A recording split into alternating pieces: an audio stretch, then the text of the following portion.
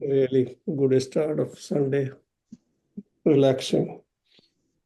Get back to cleaning work with more. Your body is working, you are not working. Yeah, I have to start thinking I and me difference. Yeah. What is this body? Sukh dukh bhog ayatnam. Remember that term? Hmm? It's in a board. It's a home for सुख and दुख. वो तो आता रहेगा, कहीं से भी आ सकता है. दुख का क्या क्या कारण होता है? 3 कारण होता है. लोग होते हैं, नेचुरल कैलामिटीज होता है, और क्या होता है? हम स्वयं होते हैं दुख का कारण भी. Self generated sadness. तो वो आता रहेगा, आपको ऑब्जर्वर भाव में जाना है.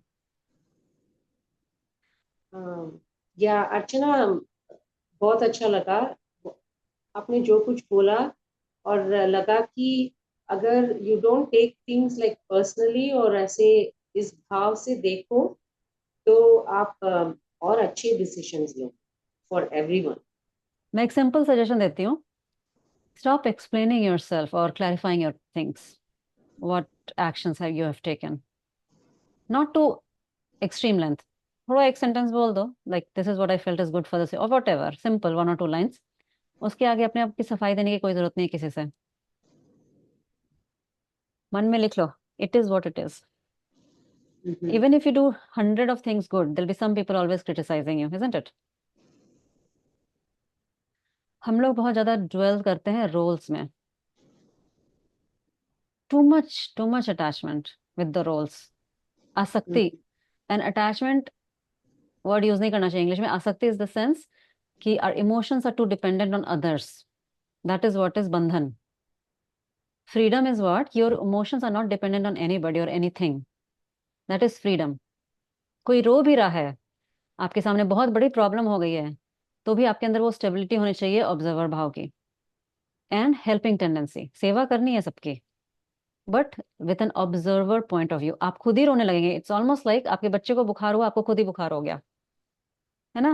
Then you won't be able to help your child. But if your child has come crying to you, if you start crying, what is the difference between you and your child और anybody?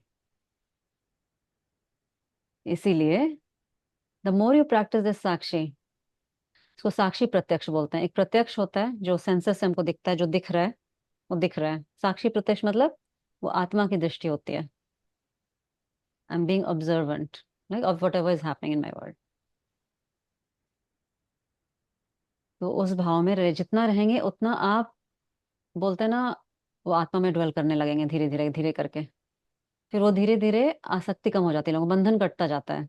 But that doesn't mean you stop, your body stops functioning or your mind stops seeking solutions. No, it doesn't mean that. You actually become more productive to the people around you.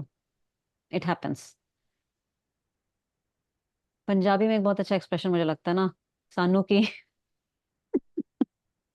मतलब मुझे क्या है, जिसको रोना है रोए, जिसको हंसना है हंसे, मुझे क्या फर्क पड़ता है. Not to say that you are not emotional. Emotions are very important. I am very emotional person. मतलब मेरे आंख से आंसू बहुत जल्दी निकलता है किसी का दुख देख के. हाँ, but that doesn't mean I leave the साक्षी भाव.